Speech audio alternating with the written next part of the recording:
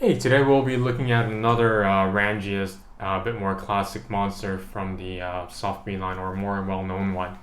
So, as you guys know, there are two types of Rangeases that are in this size. There's one that is with just two hands, and this one is the four-handed version, as you guys can see.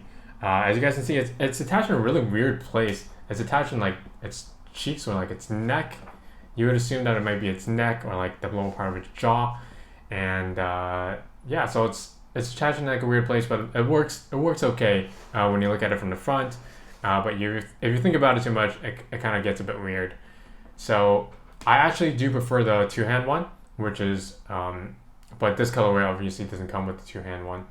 And I got this at Pop Mart. So this one I think is a bigger global release. They did a much larger run of this version, since the four-handed ones are a bit more coveted, just because he makes less of them, and he just makes there's less versions or less sculpts of the four-handed versions, so it's a bit more coveted than the regular two-hand.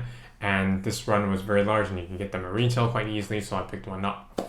This is in I believe a clear pink vinyl with purple sprays on top, with purple and maybe like reddish sprays on top.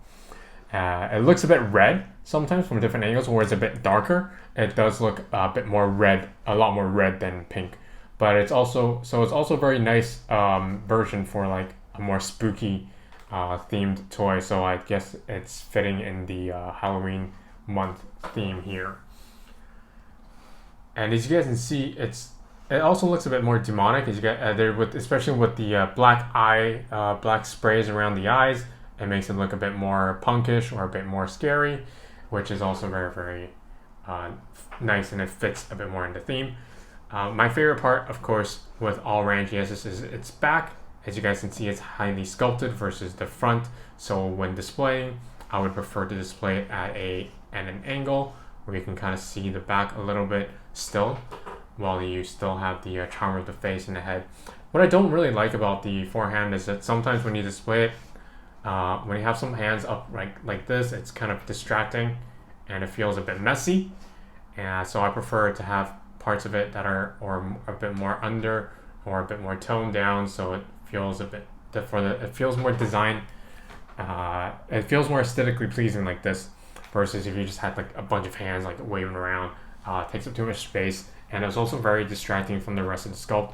As you know, the top has a bit more detail, and whereas the bottom of the portion of it does not. So if you have the hands there, it fits a bit better there, so that overall it's a bit more aesthetically pleasing.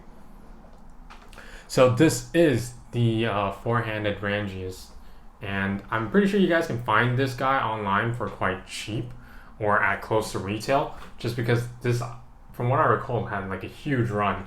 So, and he promoted it a lot on his website and on Instagram, and the other Pop Mart and other stores also were able to stock these guys. So it's definitely one of the larger runs. Another cheaper run would be the one from Thailand Toy Expo. That one is a glitter silver colorway with gold sprays. I don't like the colorway as much, but it's also one of the ones that you can get at a more affordable price at this point in time. So I hope you guys like this. This is the four-hand Rangeas. If you guys are like, kind of just getting into stuff I know, and you guys like the cuter stuff, but you're trying to transition from like the cuter toys into like a bit more kaiju-ish, I would recommend getting one of these guys. Thanks.